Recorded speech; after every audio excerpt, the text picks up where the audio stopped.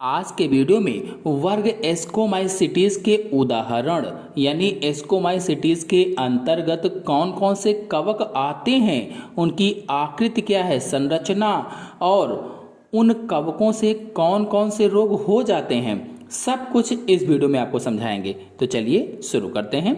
देखिए, जो वर्ग एस्कोमाइसिटीज है इसके अंतर्गत ईस्ट एक कोशिकीय कवक है, ईस्ट आता है। इसके अलावा अन्य जो कवक हैं वो सब बहुकोशिकीय हैं।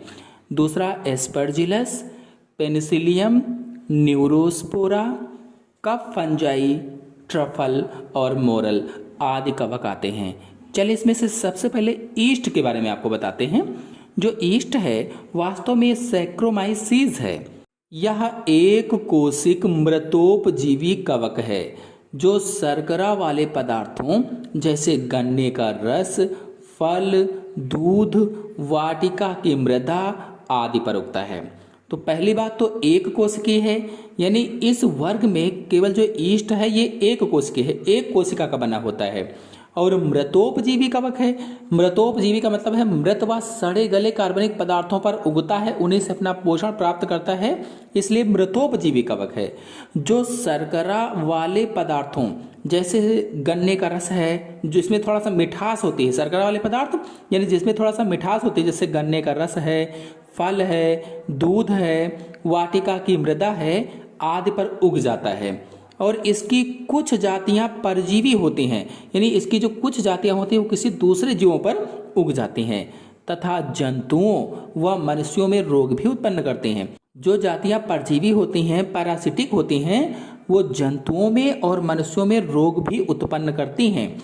ईस्ट में कलिकोत्पादन अलैंगिक एवं लैंगिक तीनों प्रकार से जनन होता है। यानी जो ईस्ट है इसमें कलिका के द्वारा भी नया जीव बन जाता है। एक बड निकलती है, फिर वो बड टूटकर गिर जाती है, उससे नया जीव बन जाता है, तो कलिकोत्पादन हो गया। अलैंगिक जनन में कहीं से भी कट कर गिर जा रहा है तो उससे नया जीव बन जा रहा है। अलैंगिक जनन एसेक्सुअल रिप्रोडक्शन हो गया। लैंगिक जनन में सेक्सुअल रिप्रोडक्शन यानी जो लिंग के द्वारा होते हैं जनन उसमें आता है। तो तीनों प्रकार के जनन होते हैं, कलिकोत्पादन, अलैंगिक और लैंगिक। फिर दूसरा उदाहरण है एस्परजिलस। एस्परजिलस का जो आप चित्र देख रहे हैं ये एस्परजिलस है। यह सामान्य हरे रंग का मोल्ड है।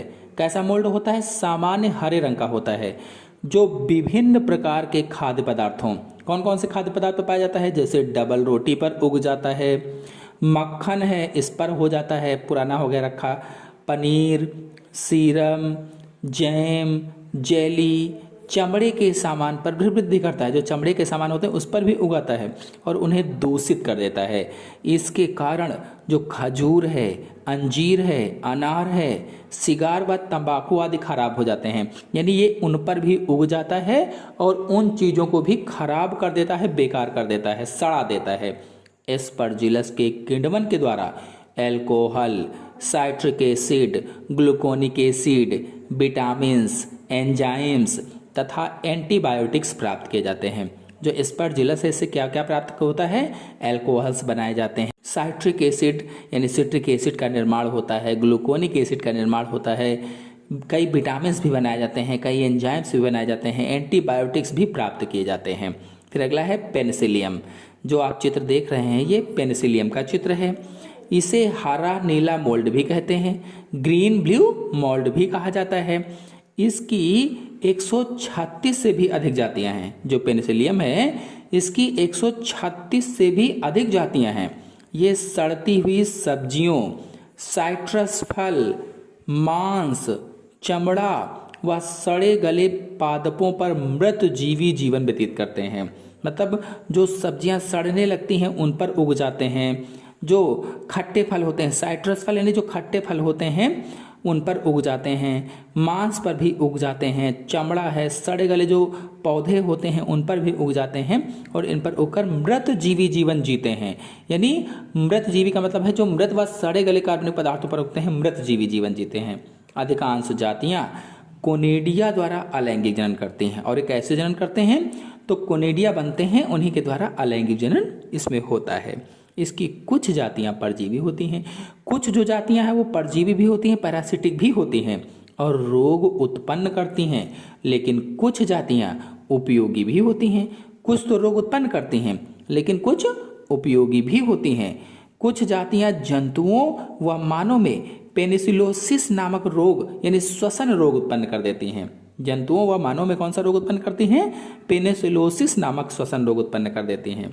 और ये हमारे भोजन, फल, सेब, अनार, कागज, काष्ठ, पनीर, मक्खन, ऊनी कपड़ों व चमड़े के सामान को भी खराब कर देते हैं। इन पर उग जाते हैं और उसे खराब कर देते हैं।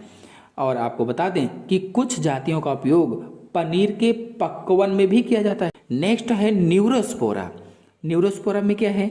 इसकी 10 जातियां हैं जो पिंक ब्रेड मोल्ड के नाम से जानी जाती हैं। न्यूरोस्पोरा की 10 जातियां हैं जो पिंक ब्रेड मोल्ड के नाम से जानी जाती हैं। न्यूरोस्पोरा की जातियां मृत पोषित होती हैं, यानी मृत व सड़े गले कार्बनिक पदार्थों से अपना पोषण प्राप्त करती हैं, जिनका उपयोग प्रयोगशाला में आनुवांशिक अध्ययनों में किया जाता है। फिर अगला है मार्केला। यह लगभग 50 जातियों का एक समूह है। जो मार्केला है, जैसा कि आपको चित्र में दिख रहा है, यह है मार्केला। ये लगभग में 50 जातियों का एक समूह है, जिन्हें मोरल, गुच्छी या स्पंज मशरूम भी कहते हैं। मोरल भी कहा जाता है, गुच्छी भी कहा जाता है, स्पंज मशरूम भी कह सकते हैं। ये अविकल्पी मृतजीवी हैं। अविकल्पी मृतजीवी, ऐसे मृतजीवी नहीं मिलते हैं जो मृदा ह्यूमस में वृद्धि करते हैं। जो मृदा की ह्यूमस होती है उसमें वृद्धि करते हैं।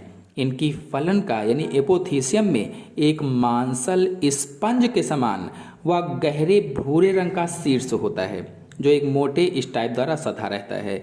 और इसका खाने योग्य भाग है जो स्वादिष्ट भोजन के रूप में उपयुक्त होता है। फिर अंतिम है ट्रफल।